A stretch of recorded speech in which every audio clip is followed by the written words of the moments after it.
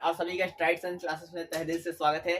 दोस्तों, ये हमारा क्लास 10 का फिजिक्स है और ये आपको हमारा पार्ट 3 वीडियो होगा। अगर आप पार्ट 1 और पार्ट 2 नहीं देखे हैं तो प्लेलिस्ट में जाइए और जाकर देख सकते हैं। ये 2024 के जो भी बच्चे तैयारी करना चाहते हैं उनके लिए हम डेली टू डेली आपका वीडियो फिजिक्स का और हिस्ट्री का भी डाल रहे हैं और आहिस्ता आहिस्ता करके टोटल का आपका डला आ जाएगा। चलिए दोस्तों, पहले कहते हैं प्रकाश के परिवर्तन के नियम। आप पूरे फिजिक्स में याद रखिएगा क्लास 10th में कि सिर्फ दृष्टि देश को छोड़कर उसका प्रकार छोड़कर बाकी सबका प्रकार पूछेगा या नियम पूछेगा। आपको लगाने हैं दो। क्या लगाने हैं? दो। जैसे कि प्रकाश के परिवर्तन के कितने नियम होते हैं? तो दो होते हैं। प्रकाश के अपवर्तन के कितने नियम होते हैं? तो दो होते हैं। फिर प्रकाश का परिवर्तन कितना प्रकार का होता है? दो प्रकार का। दर्पण कितना प्रकार का होता है? दो प्रकार का। गोलीय दर्पण कितना प्रकार का होता है? दो प्रकार का। यानी टोटली चीज आपको दो प्रकार के लगभग फिजिक्स में चलेगी, सिर्फ दृष्टि देश को छोड़कर। दृष्टि दोष मुख्य रूप से तीन प्रकार का होगा। तो चलिए अपने मुद्दे पर आते हैं। प्रकाश के परावर्तन के नियम कितने होते हैं? तो आप याद रखिएगा, दो होते हैं। अब इस नियम को पहले आप समझिए, उसके बाद हम नियम के लिखेंगे। मान के लीजिए कि यह आपके पास एक प्लेन मिरर है, मतलब समतल दर्पण है।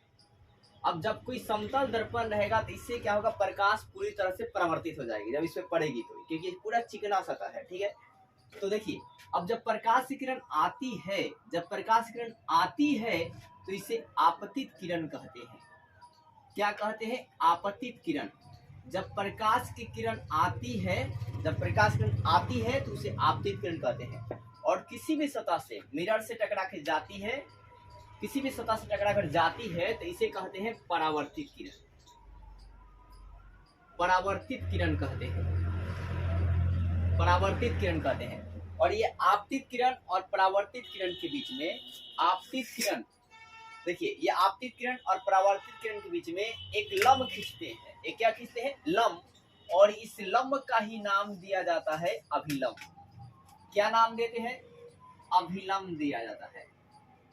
इंग्लिश में नॉर्मल कहते हैं।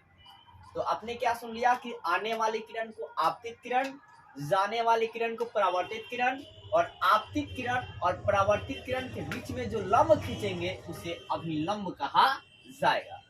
अब देखिए दोस्तों, ये तीनों किरणें जिस बिंदु पर मिलेगी उसे क्या कहते हैं? आप ये भी याद रखना। तो इसे कहते हैं आपतन बिंदु। क्या कहते हैं? आपतन बिंदु। तो अगर आप ये पिक्चर समझ गए तो नियम भी आप समझ गए। चलिए अब पहला नियम आपको बताता हूँ। पहला नियम क्या है? आप पहला नियम याद रखेंगे। पहला नियम क्या कहता है कि देखिए, आपतित किरण, परावर्तित किरण और अभिलंब तीनों एक ही तल में होते हैं या एक ही बिंदु में होते हैं। क्या आपने सुना? आपतित किरण, परावर्तित किरण और अभिलंब तीनों एक ही तल में होते हैं। और दूसरा नियम क्या कहता है? दूसरा नियम आपका क्या कहता है ये जानिए। दूसरा नियम ये बोलता है कि आपतन कोण परावर्तन कोण के बराबर होता है। आपतन कोण परावर्तन कोण के बराबर होता है, अर्थात कोण I बराबर कोण R। देखिए दोस्तों, आपतित किरण से जो किरण रहेगा वही कोण बनेगा। ये ट्रिक है। आप 12 का भी क्वेश्चन लगा सकते हैं कि आपतित किरण से कौन बनता है? तो आपतन कोण।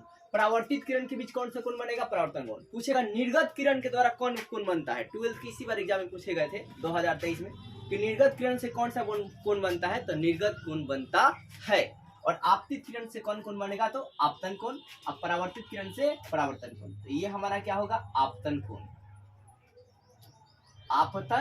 कोण। और ये क्या होगा हमारा? अपरावर्तन कोण।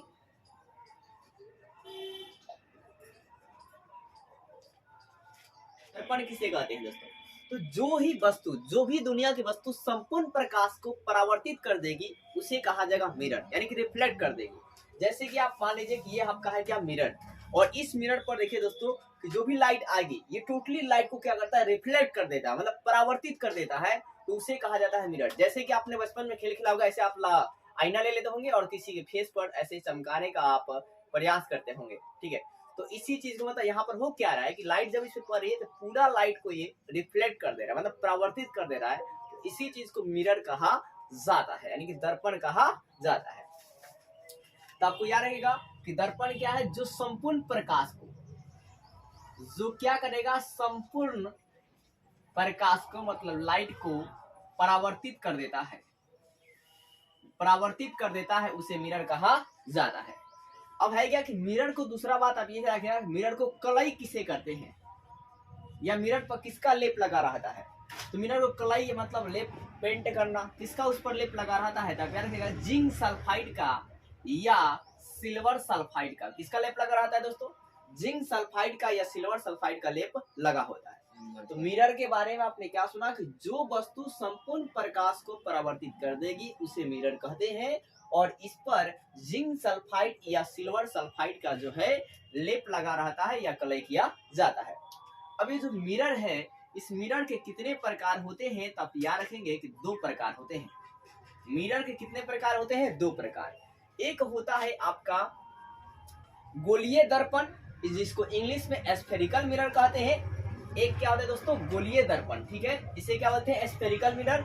और एक होता है आपका समतल दर्पण, जिसे कहा जाता है प्लेन मिरर। क्या कहा है दोस्तों, प्लेन दर्पण किसे कहेंगे, तो गोलीय दर्पण किसे कहा जाएगा। गोलीय दर्पण गोलीय कांच की भाग होती है जिसके परावर्तक सतह को जिंक सल्फाइड या सिल्वर सल्फाइड से कलई किया जाता है। आप जैसे कि पिक्चर में देख सकते हैं कि कैसे मतलब गोलीय दर्पण है और उसके बाहर परावर्तक सतह को, परावर्तक सतह का मतलब होता है कि जिस सतह से प्रकाश टकरा के जाएगी उसी को परावर्तक सतह कहा जाएगा। नोट में याद रखेंगे, जिस सतह से प्रकाश टकरा के जाती है उसे परावर्तक सतह कहते हैं। और तो गोलीय दर्पण का हमने डिफिनेशन बता दिया कि गोलीय दर्पण गोलीय कांच का भाग है। कैसा भाग है, गोलीय कांच का भाग है, और इसके परावर्तक सतह को क्या से कलई किया गया है, जिंक सल्फाइड या सिल्वर सल्फाइड से कलई किया गया है। और इसके जो है 2 प्रकार है, एक अवतल दर्पण और एक है उत्तल दर्पण। क्लास 10th में बहुत बार पूछा जाता है कि अवतल दर्पण उत्तल दर्पण अंतर क्या है, और यह एक ऑब्जेक्टिव इससे जरूरी रहता है, या तो सब्जेक्टिव है या तो ऑब्जेक्टिव, साल कोई भी चले। तो आप याद रखें दोस्तों कि अवतल दर्पण है, पिक्चर पर पहले आप याद रखेंगे, देखिए ये है अवतल दर्पण और ये है आपका दोस्तों उत्तल दर्पण। तो देखिए जो अवतल दर्पण है इसे बाहर से कलई करते हैं। कहां से कलई करते हैं, बाहर से कलई किया जाता है, मतलब बाहर से इसमें पेंट किया गया है। अवतल दर्पण को बाहर से कलई किया जाता है। और देखिए ये क्या है दोस्तों, अंदर से। तो उत्तल दर्पण को अंदर से कलई किया जाता है, जबकि उत्तल दर्पण को अंदर से कलई किया जाता है, ठीक है। फिर आप याद रखेंगे जो अवतल दर्पण है, आप गौर से देखेंगे इस पिक्चर को तो ये अंदर की तरफ धंसा हुआ है। ये क्या है दोस्तों, अंदर की तरफ क्या है, धंसा हुआ। तो अवतल दर्पण अंदर की ओर धंसा होता है, अंदर की ओर क्या होता है, तो धंसा होता है दोस्तों। ऐसे आप पढ़ेंगे, एक भी ऑब्जेक्टिव आपका नहीं छूटे। ये पहला बात, ये दूसरा बात।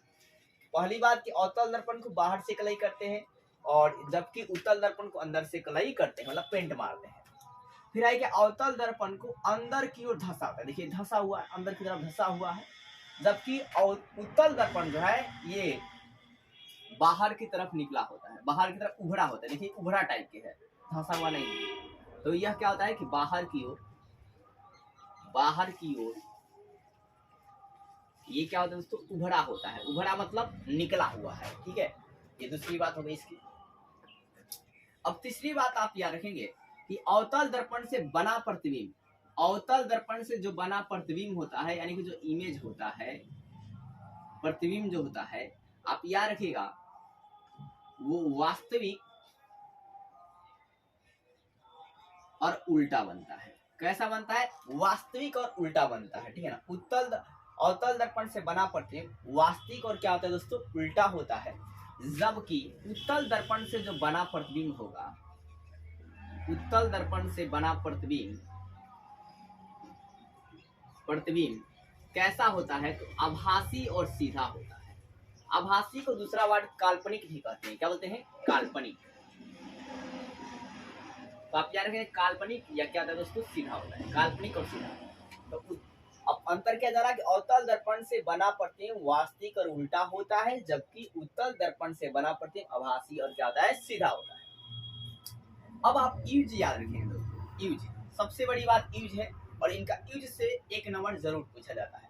तो अवतल दर्पण का उपयोग जो है रोगी का नाक कान जो है जांच करने में किया जाता है, ठीक है, नाक कान जांच करने में किया जाता है।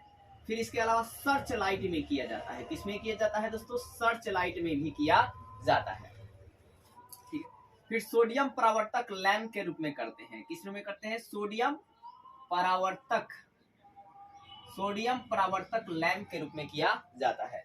और जो आपका उत्तल दर्पण है इसका यूज एक ही मात्र है, वो है गाड़ी के साइड मिरर में। किसमें करते हैं? गाड़ी के दोस्तों साइड मिरर में किया जाता है। ठीक है, गाड़ी के साइड मिरर में किया जाता है। इसके अलावा भी आप बात याद रखेंगे कि अवतल दर्पण में जो प्रतिबिंब बनेगा वो बहुत बड़ा बन सकता है, बहुत छोटा बन सकता है, बड़ा बन सकता है, छोटा बन सकता है, बराबर बन सकता है। क्या सुना कि एक आदमी बहुते बड़का बनेगा और एक बहुते छोटा बनेगा, और एक बड़ा बनेगा और एक छोटा बनेगा और एक बराबर बनेगा। ठीक है, ये अवतल दर्पण की खासियत है। और एक नोट पॉइंट याद रखेंगे कि जब हम वस्तु को ध्रुव और फोकस के बीच में रखते हैं तो वैसे कंडीशन में अवतल दर्पण का भी प्रतिबिंब आभासी और सीधा बनता है, जो कि अपवाद है। अपवाद आप लिख लीजिएंगे। फिर दोस्तों जो उत्तल दर्पण से बना प्रतिबिंब होता है वो हमेशा जो है आभासी और सीधा ही होता है, और वस्तु से दोस्तों इसमें छोटा प्रतिबिंब बनता है। इसमें हमेशा क्या होता है? छोटा बनता है, लेकिन इसमें आपका बड़ा छोटा सब बनते हैं।